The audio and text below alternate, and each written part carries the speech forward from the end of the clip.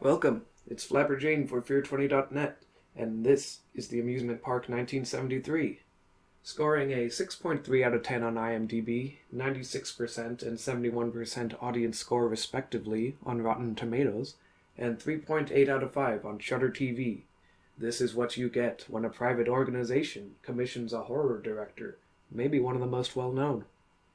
TAP is a film about elder abuse, an unusual topic for a horror director, but George Romero obliged. The Lutheran Society was probably hoping for something less depressing, maybe less graphic. This recovered piece of lost media still is pretty raw, unless you're ready for a hard look down the line, in which case, plow ahead, my brave guest.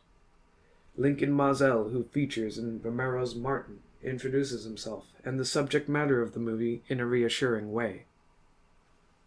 Once the rules of the chicken hunt are established, Mazel dives right into a meeting from his future self. Mazel tries to make nice, but Mazel is a bummer, and against Mazel's warnings, he goes to find out for himself. The door from the White Room lets out into a theme park, and soon our elderly dude is on his way. Mazel buys tickets while other seniors are pawning their gold and silver, then catches somebody's drink on his white suit.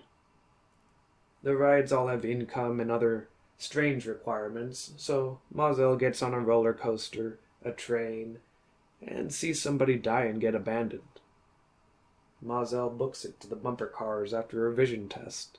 The point gets driven further home when a license is revoked and Mazel's testimony is drawn into question. Mazel bumps into another lady and goes to eat. Richie Rich gets his butt kissed, but Mazel gets begrudging service, so he starts giving food away. Mazel gets caught up and buys more food than he can carry, but with his geriatric class revolt dispersed, there's no one to help him. Mazel scurries away with only crackers and dip. Posting up on a bench, Mazel tries to make friendly with a bald guy and some kids, but a local dude runs him off.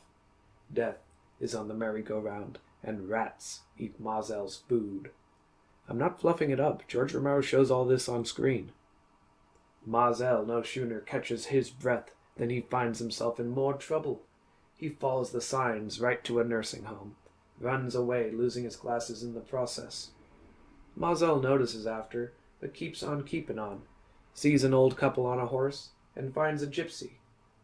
The gypsy's telling a young couple's future, and really loves her job.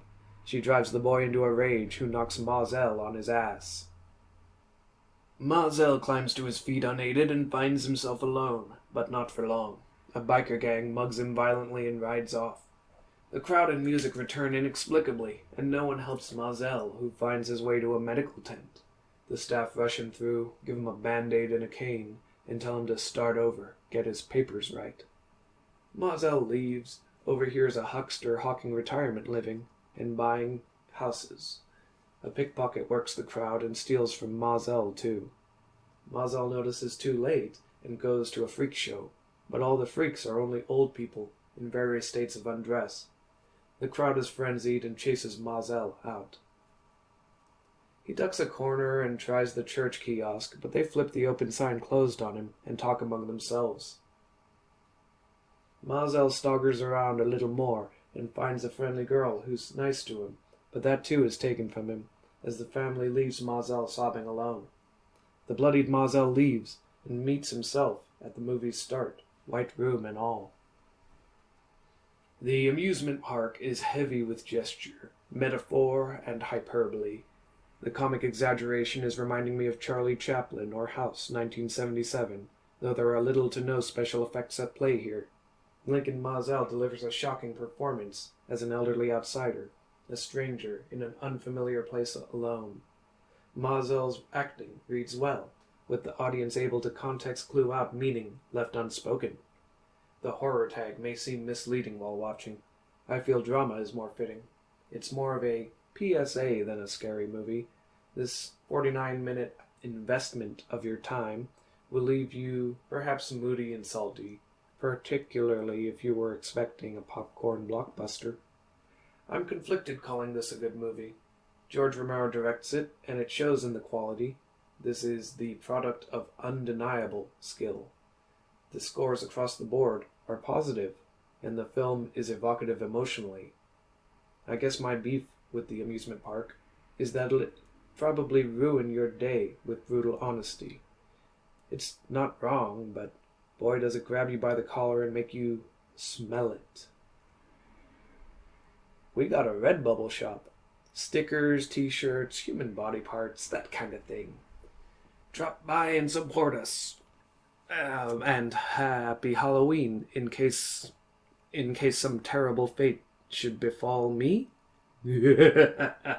Happy Halloween! Happy Halloween!